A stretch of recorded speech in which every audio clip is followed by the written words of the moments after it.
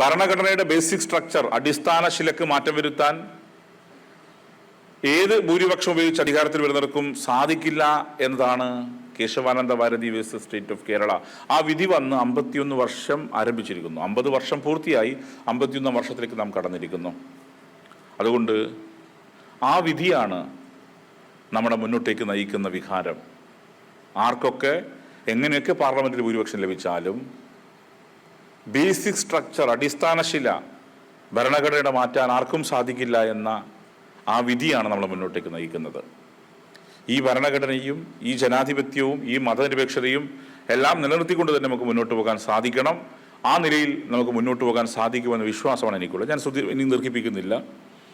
ഇവിടെ വ്യത്യസ്ത അവാർഡുകൾ, ഒന്ന് നിയമസഭയുടെ മാധ്യമ അവാർഡാണ്, 2 KLIBF-ന്റെ റിപ്പോർട്ടിങ്ങുള്ള മാധ്യമ പുരസ്കാരമാണ്, അതോടൊപ്പം ഭരണഭാഷാ സേവനം നേരത്തെ പരാമർശിക്കപ്പെട്ട പുരസ്കാരങ്ങൾ ലഭിക്കുന്നത് നിങ്ങളുടെ മുന്നോട്ടേക്കുള്ള കുതിപ്പിന് ഊർജം പകരാനാണ്.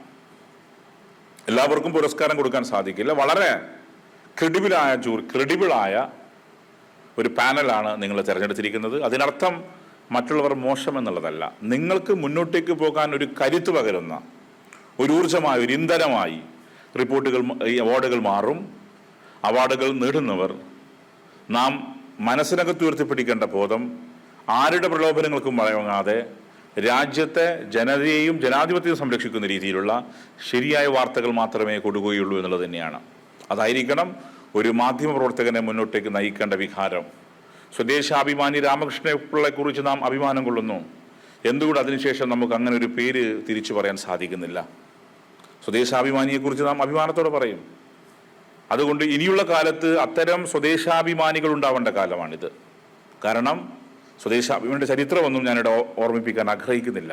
അതുകൊണ്ട് മാധ്യമ പ്രവർത്തനം ശരിയായ രീതിയിൽ നയിക്കാൻ, ശരിയായ റിപ്പോർട്ടിങ്ങിന്, ബ്രേക്കിങ്ങിനപ്പുറത്തേക്ക് ബ്രേക്ക് ചെയ്യാൻ വേണ്ടി നാം മത്സരിക്കുമ്പം ഒരിക്കലും അത് മറ്റുള്ളവരുടെ ഹൃദയത്തെ ബ്രേക്ക് ചെയ്യുന്ന വാർത്തകളായി മാറാൻ പാടില്ല എന്ന ഒരു ബോധ്യം, ഒന്ന് ഉറപ്പാണ് ഓരോ മാധ്യമ പ്രവർത്തകന്മാർക്കും ഉണ്ടാവേണ്ടത്.